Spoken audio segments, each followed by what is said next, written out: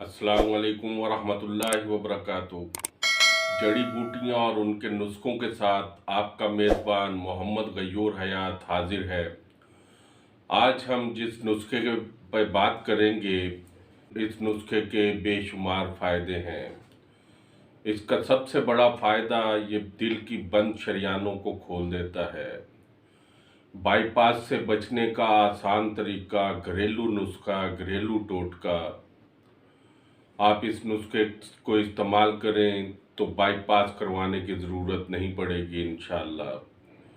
دل کے لیے بہترین چیز ہے، جگر کے لیے بہترین چیز ہے، معدے کے لیے بہت اچھا ہے، گیس کو ختم کرتا ہے اور ہاضمے کو بڑھاتا ہے، بھوک لگاتا ہے، خون پتلا کرتا ہے۔ اس کے بے شمار فائدے ہیں۔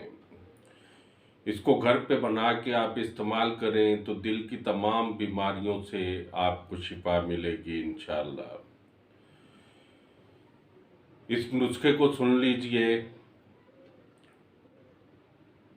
1 پیالی ادرک کا رس، 1 پیالی لہسن کا رس، 1 پیالی لیموں کا پانی،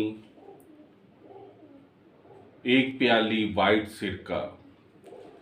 ان چاروں چیزوں کو ملا کر درمیانی آنچ پر اتنی دیر تک پکائیں کہ 4 کی بجائے 3 پیالی باقی رہ جائے۔